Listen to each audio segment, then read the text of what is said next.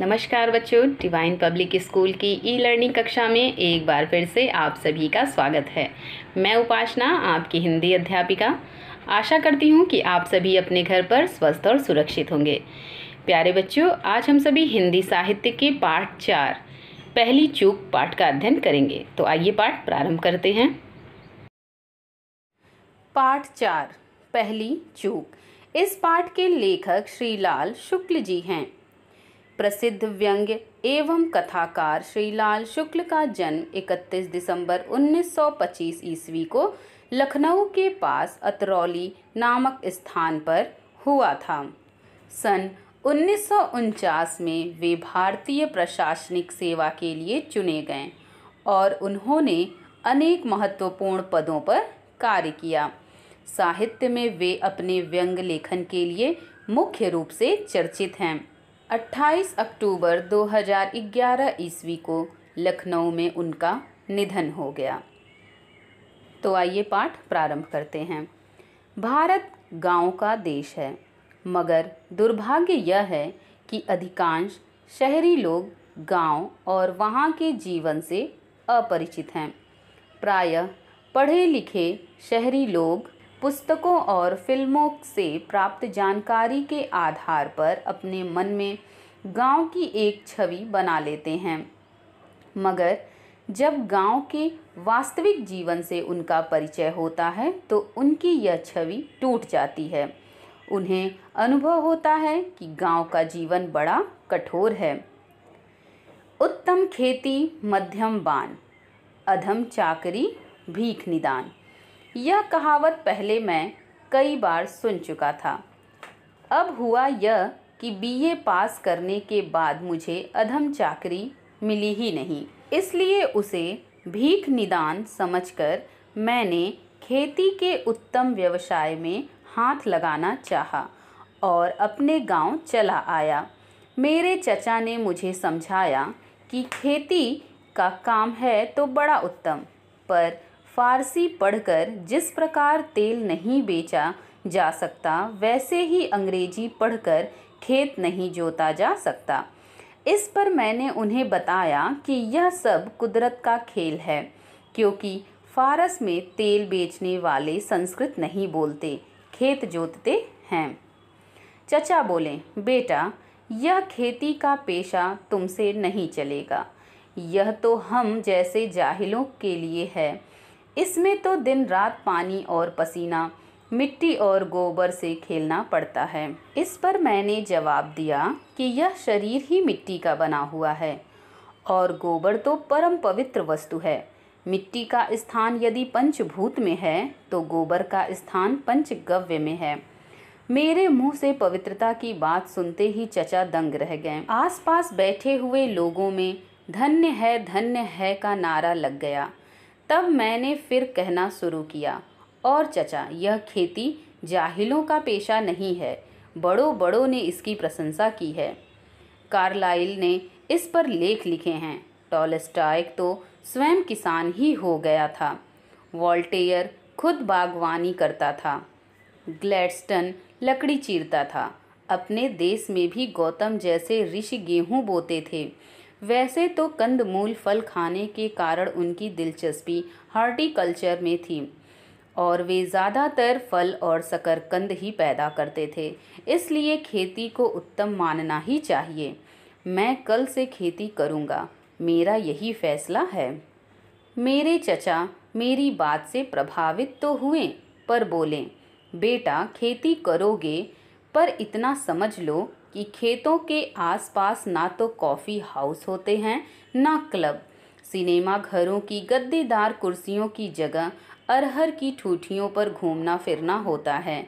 यहाँ मैं आपको बताता हूँ कि मुझे सिनेमा का बड़ा शौक़ है। वह इसलिए कि सिनेमा खेती की उन्नति का एक अच्छा साधन है। सिनेमा द्वारा खेती का बड़ा प्रचार हुआ है। बड़े बड़े हीरो खेत जोतते जाते हैं और गाते जाते हैं। हीरोइन खेत पर टोकरी में रोटी लेकर आती है। हरी भरी फसल में आँख मिचौनी का खेल होता है। फसल काटते समय हीरोइन के साथ बहुत सी लड़कियां नाचती हैं और गाती भी हैं। वे नाचती जाती हैं और फसल अपने आप कटती जाती है। ऐसे ही मधुर दृश्यों को देखकर पढ़े लिखे आदमी गाँव में आने लगते हैं और खेतों का चक्कर काटने लगते हैं। इस प्रकार सिनेमा द्वारा खेती की शिक्षा मिलती है। सच पूछिए तो खेती करने की सच्ची शिक्षा मुझे भी सिनेमा से ही मिली थी। दूसरे दिन चचा ने मुझे खेतों पर जाकर काम करने के लिए कहा।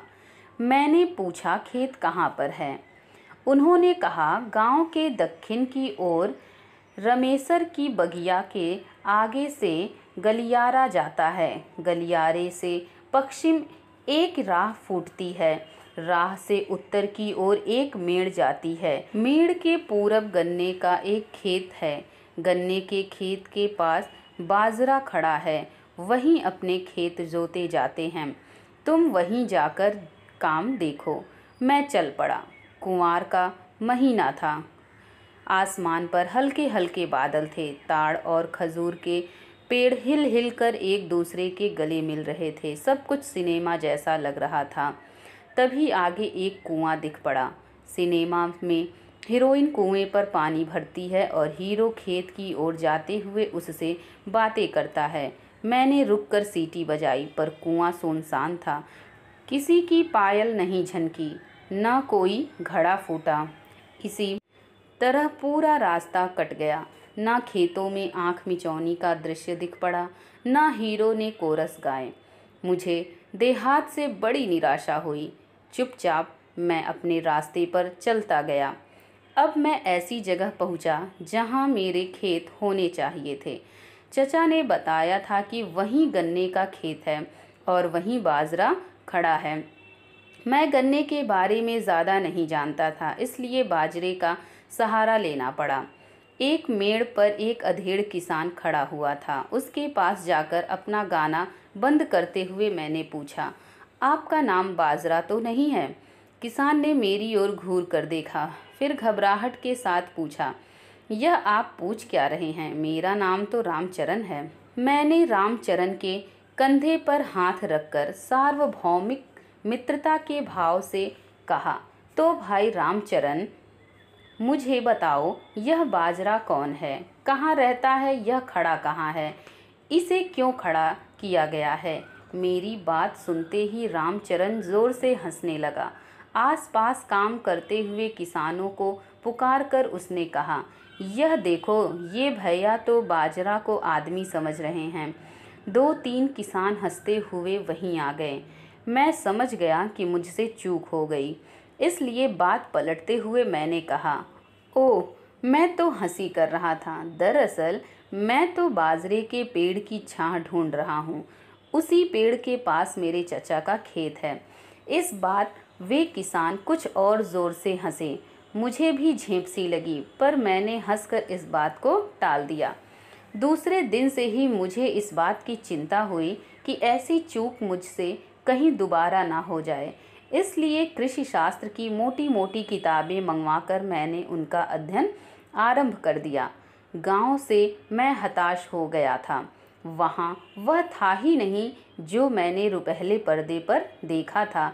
फिर भी मैं अध्ययन करता रहा। अध्ययन करते करते मैं इस नतीजे पर पहुँचा कि आदर्श खेती गांव में हो ही नहीं सकती, वह शहर में ही होती है। यह सब इस प्रकार से हुआ। मुझे बीज और खाद खरीदने के लिए बीज गोदाम जाना पड़ा।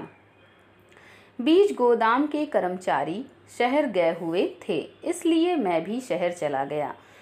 दूसरे दिन मुझे अपने खेतों में अच्छे हलों से जुताई करनी थी। अच्छे हल शहर में मिलते हैं, इसलिए मैं फिर शहर पहुंचा। तीसरे दिन मुझे नहर में एक नया पाइप लगवाने की ज़रूरत जान पड़ी। उसके लिए नहर के बड़े इंजीनियर का हुक्म लेना पड़ता है। वे शहर में रहते हैं, इसलिए मैं फिर शहर गया। चौथे दिन कुछ कीटनाशक दवाएं खरीदने के लिए मुझे शहर का चक्कर लगाना पड़ा। फिर मुझे कृषि विभाग के एक कर्मचारी की शिकायत करने के लिए शहर जाना पड़ा। उसके बाद मैं जितना ही खेती की समस्याओं को समझता गया, उतना ही शहर जाने की आवश्यकता बढ़ती गई। इसलिए एक दिन मैंने कृषि शास्त्र की सब किताबें एक बैग में बंद की और अपनी कार्डराय की पतलून और रंग बिरंगी छापेदार बुशर्ट पहनी, फेल्ट कैप लगाई और चचा से कहा, देखिए यह खेती का काम ऐसा है कि बिना शहर गए इसे साधना कठिन है। इसलिए मैं शहर जा रहा हूँ, वहीं रहूँगा और वहीं से वैज्ञानिक ढंग से खेती करूँगा। चचा ने प्रसन्नतापूर्वक हंसकर कहा, जैसे खूंटे से छूटी हुई घोड़ी भूसे के ढेर पर मुंह मारती है, जैसे धूप में बंधी हुई भैंस तालाब की ओर दौड़ती है, वैसे ही तुम्हारा शहर की ओर जाना बड़ा स्वाभाविक और उचित है। मैं आदमी पहचानने में कभी चूक नहीं करता, पर तुम्हें पहचानने में ही मुझसे पहली चूक हुई। जाओ, शहर ही में रहकर खेती करो। मैंने भी प्रसन्न मुद्रा में कहा, नहीं चचा, चूक आपसे नहीं हुई, पहली चूक तो मुझसे हुई थी, जो मैंने बाजरे को पहले आदमी समझा और बाद में उसे छायादार पेड़ समझता रहा। पर कोई बात नहीं, अब मैं शहर में रहकर बाजरे के विषय में अपनी रिसर्च करूंगा और बताऊंगा कि किस खाद के प्रयोग से बाजरे की लताओं में मीठे और बड़े बड़े फल लाए जा सकते हैं। इस प्रकार हम दोनों ने प्रसन्नतापूर्वक एक दूसरे से विदा ली।